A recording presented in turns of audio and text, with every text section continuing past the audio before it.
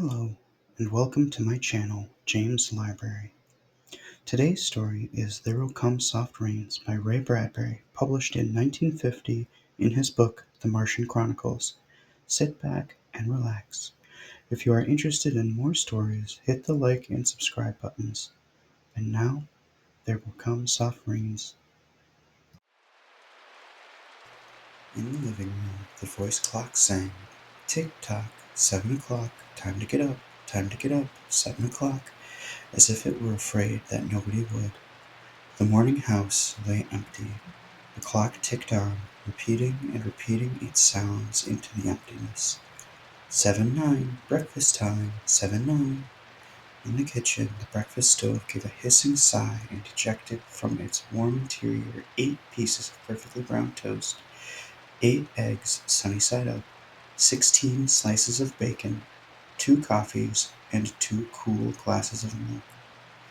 "Today is August 4, 2026, said a second voice from the kitchen ceiling. "In the city of Allendale, California." It repeated the date 3 times for memory's sake. "Today is Mr. Featherstone's birthday. Today is the anniversary of Talida's marriage. Insurance is payable, as are the water, gas, and light bills." Somewhere in the walls, relays clicked, memory tapes glided under electric eyes. 8-1, tick-tock, 8-1, off to school, off to work, run, run, 8-1. But no doors slammed, no carpets took the soft tread of rubber heels. It was raining outside. The weather box on the front door sang quietly, "Rain, rain, go away, rubber's raincoats for today." And the rain tapped on the empty house, echoing. Outside, the garage chimed and lifted its door to reveal the waiting car. After a long wait, the door swung down again. At 8:30 the eggs were shriveled, and the toast was like stone. An aluminum wedge scraped them into the sink, where hot water whirled them down a metal throat which digested and flushed them away to the distant sea. The dirty dishes were dropped into a hot washer and emerged twinkling dry. 9:15, sang the clock. "Time to clean." Out of warrens in the wall, tiny robot mice darted. The rooms were a-crawl with the small cleaning animals, all rubber and metal. They thudded against chairs, whirling their mustached runners, kneading the rug nap, sucking gently at hidden dust. Then, like mysterious invaders, they popped into their burrows. Their pink electric eyes faded. The house was clean. 10 o'clock. The sun came out from behind the rain. The house stood alone in a city of rubble and ashes. This was the one house left standing. At night the ruined city gave off a radioactive glow which could be seen for miles. 10:15.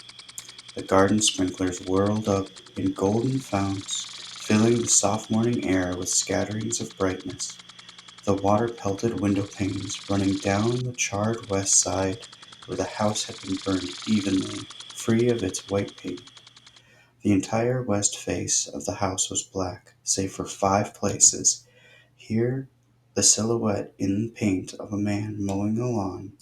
Here, as in a photograph, a woman bent to pick flowers.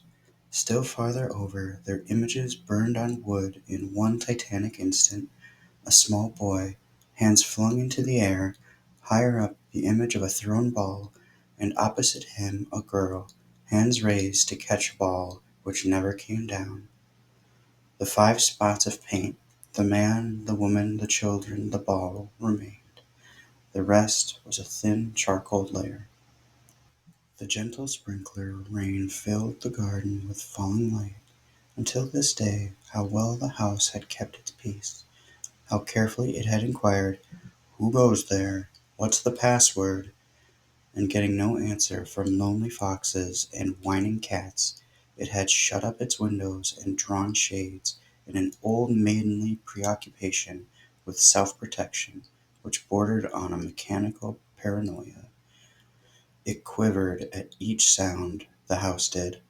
If a sparrow brushed a window, the shade snapped up. The bird startled flew off. No, not even a bird must touch the house. The house was an altar with 10,000 attendants, big, small, servicing, attending in choirs. But the gods had gone away, and the ritual of the religion continued senselessly, uselessly. 12 noon. A dog whined, shivering on the front porch. The front door recognized the dog voice and opened. The dog, once huge and fleshy, but now gone to bone and covered with sores, moved in and through the house, tracking mud. Behind it, whirring angry mice, angry at having to pick up mud, angry at inconvenience. For not a leaf fragment blew under the door, but what the wall panels flipped open, and the copper scrap rats flashed swiftly out. The offending dust, hair, or paper seized in miniature steel jaws was raced back to the burrows. There, down tubes which fed into the cellar, it was dropped into the sighing vent of an incinerator, which sat like evil Baal in a dark corner. The dog ran upstairs, hysterically yelping to each door, at last realizing, as the house realized, that only silence was here. It sniffed the air and scratched the kitchen door. Behind the door the stove was making pancakes, which filled the house with a rich baked odor and the scent of maple syrup. The dog frothed at the mouth, lying at the door, sniffing, its eyes turned to fire. It ran wildly in circles, biting at its tail, spun in a frenzy, and died. It lay in the parlor for an hour. 2 o'clock, sang a voice. Delicately sensing decay at last, the regiments of mice hummed out as softly as blown gray leaves in an electrical wind. 2:15. The dog was gone. In the cellar the incinerator glowed suddenly, and a whirl of sparks leapt up the chimney. 2:35. Bridge tables sprouted from patio walls. Playing cards fluttered onto pads in a shower of pips. Martinis manifested on an oaken bench with egg salad sandwiches. Music played, but the tables were silent and the cards untouched. At 4 o'clock the tables folded like great butterflies back through the paneled walls. 4:30. The nursery walls glowed. Animals took shape. Yellow giraffes, blue lions, pink antelopes, lilac panthers cavorting in crystal substance. The walls were glass. They looked out upon color and fantasy. Hidden films clocked through well-oiled sprockets, and the walls lived. The nursery floor was woven to resemble a crisp cereal metal.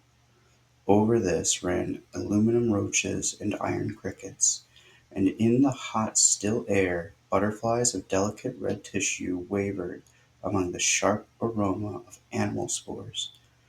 There was the sound like a great matted yellow hive of bees within a dark bellows, the lazy bumble of a purring lion, and there was the patter of okapi feet and the murmur of a fresh jungle rain, like other hooves, falling upon the summer-starched grass. Now the walls dissolved into distances of parched weed, mile on mile, and warm, endless sky. The animals drew away into thorn breaks and water holes. It was the children's hour. 5 o'clock. The bath filled with clear hot water. 6, 7, 8 o'clock. The dinner dishes manipulated like magic tricks, and in the study a click. In the metal stand opposite the hearth, where a fire now blazed up warmly, a cigar popped out, half an inch of soft gray ash on it, smoking, waiting. 9 o'clock. The beds warmed their hidden circuits, for nights were cool here. 9:05. A voice spoke from the study ceiling. "Mrs. McClellan, which poem would you like this evening?" The house was silent. The voice said at last, "Since you express no preference, I shall select a poem at random." Quiet music rose to back the voice. "Sarah Teasdale, as I recall, your favorite." There will come soft rains, and the smell of the ground, and swallows circling with their shimmering sound, and frogs in the pool singing at night, and wild plum trees in tremulous white. Robins will wear their feathery fire, whistling their whims on a low fence wire, and not one will know of the war, not one will care at last when it is done. Not one would mind either bird nor tree if mankind perished utterly, and spring herself, when she woke at dawn, would scarcely know that we were gone. The fire burned on the stone hearth, and the cigar fell away into a mound of quiet ash on its tray. The empty chairs faced each other between the silent walls, and the music played. At 10 o'clock the house began to die. The wind blew. A falling tree bough crashed through the kitchen window. Cleaning solvent, bottled, shattered over the stove. The room was ablaze in an instant. "Fire!" screamed a voice. The house lights flashed. Water pumps shot water from the ceilings, but the solvent spread on the linoleum, licking, eating under the kitchen door, while the voices took it up in chorus. "Fire! Fire! Fire!" The house tried to save itself. Doors sprang tightly shut, but the windows were broken by the heat, and the wind blew and sucked up the fire. The house gave ground as the fire in 10 billion angry sparks moved with flaming ease from room to room and then up the stairs, while scurrying water rats squeaked from walls, pistoled their water, and ran for more, and the wall sprays let down showers of mechanical rain. But too late. Somewhere, sighing, a pump shrugged to a stop. The quenching rain ceased. The reserve water supply, which had filled baths and washed dishes for so many quiet days, was gone. The fire crackled up the stairs. It fed upon picosis and matices in the upper halls like delicacies, baking off the oily flesh, tenderly crisping the canvases into black shavings. Now the fire lay in beds, stood in windows, changed the colors of drapes, and then reinforcements. From attic trapdoors, blind robot faces peered down with faucet mouths gushing green chemical. The fire backed off, as even an elephant must at the sight of a dead snake. Now there were 20 snakes whipping over the floor, killing the fire with a clear, cold venom of green froth. But the fire was clever. It had sent flame outside the house, up through the attic to the pumps there. An explosion. The attic brain which directed the pumps was shattered into bronze shrapnel on the beams. The fire rushed back into every closet and felt of the clothes hung there. The house shuddered, oak bone on bone, its bared skeleton cringing from the heat, its wire, its nerves revealed, as if a surgeon had torn the skin off to let the red veins and capillaries quiver in the scalded air. "Help! Help! Fire! Run! Run!" Heat snapped mirrors, like the first brittle winter ice, and the voices wailed, "Fire! Fire! Run! Run!" like a tragic nursery rhyme. A dozen voices, high, low, like children dying in a forest, alone, alone, and the voices fading as the wires popped their sheathings like hot chestnuts. 1, 2, 3, 4, 5 voices died. In the nursery, the jungle burned. Blue lions roared, purple giraffes bounded off, the panthers ran in circles, changing color, and 10 million animals, running before the fire, vanished off toward a distant steaming river. 10 more voices died.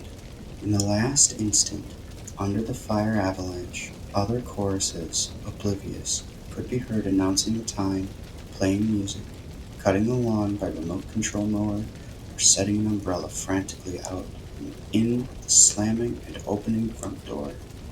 1,000 things happening, like a clock shop when each clock strikes the hour insanely before or after the other, a scene of maniac confusion, yet unity, singing, screaming, a few last clinging mice darting bravely out to carry the horrid ashes away, and one voice, with sublime disregard for the situation, read poetry aloud in the fiery study. until all the film spools burned, until all the wires withered and the circuits cracked. The fire burst the house and let it slam flat down, puffing out skirts of spark and smoke. In the kitchen, an instant before the rain of fire and timber, the stove could be seen making breakfasts at a psychopathic rate: 10 dozen eggs, 6 loaves of toast, 20 dozen bacon strips, which, eaten by the fire, started the stove working again, hysterically hissing. With crash, the attic smashing into kitchen and parlor into cellar, cellar into subcellar, deep freeze, armchair, film tapes, circuits, beds, and all like skeletons thrown in a cluttered mound deep under. Smoke and silence, a great quantity of smoke. Dawn showed faintly in the east. Among the ruins, one wall stood alone. Within the wall, a last voice said, over and over again, even as the sun rose to shine upon the heaped rubble and steam. Today is August 5, 2026. Today is August 5, 2026. Today is